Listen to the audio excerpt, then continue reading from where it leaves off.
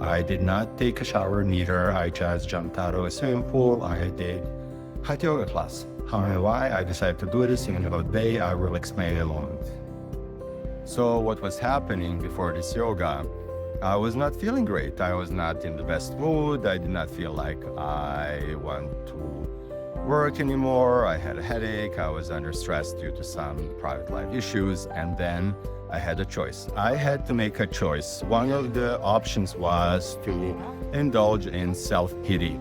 Poor little psychiatrist, why are all of these bad things happening to me? Why am I under so much stress? And embrace myself as a victim. But real question is, why not? I don't think that I am really special than anybody else, and neither are you.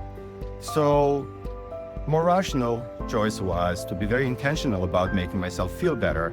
And to do so, I have to look into my toolbox, what kind of tools, what kind of weapons I have that I can use in order to fight this feeling of distress and the bad mood that I'm experiencing at the moment. It's very important to have this type of tools sort of stored and ready for them to be used in a stressful situation.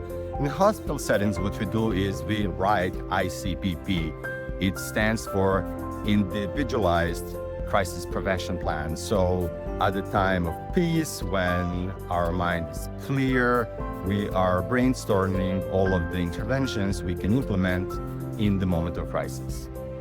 If your distress is extreme, you might want to use something that is equivalent of nuclear bomb. Let's say take a very high dose of medication and simply go to sleep, because it is completely unbearable to breach your existence at the moment, but definitely not the most constructive.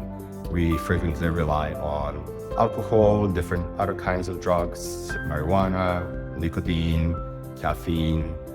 But then again, what we really should do, we should try to use the type of weapon that has minimal possible destructive power and can still be helpful. So risk-benefit, right? And those interventions should be our first line, should be something we are to implement at the beginning before we start going with more drastic, with more intense interventions. So that's what I decided to try to do, to implement something that has low risk and that has potential effectiveness and high benefit. And for me, today, it was yoga.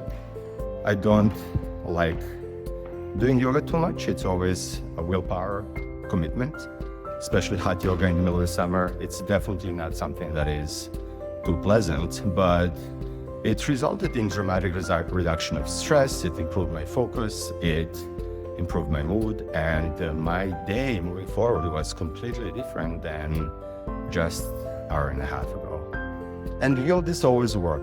No. If I'm in a high level of distress and somebody advises me to go to yoga or go meditate, honestly, sometimes I wish I could just tell them to go F themselves. So absolutely, you are not always going to be capable to make the best choice. You're not always going to be capable to have this moment of self-reflection or to be insightful. Sometimes you're just going to cancel everything, go to bed and maybe cry a little. Sometimes you really need a glass of wine. You know, we've all been there, that's life. I've definitely been there, but there has to be a cutoff and there has to be a moment when you take a deep breath and you say to yourself, okay, it's been enough, and now we are moving on towards the new day, and life does go on, no matter if I like it or not. That's just the way it is. Thank you for listening. Hopefully it helps you. It did help me, and now back to work. All this paperwork is not going to do itself.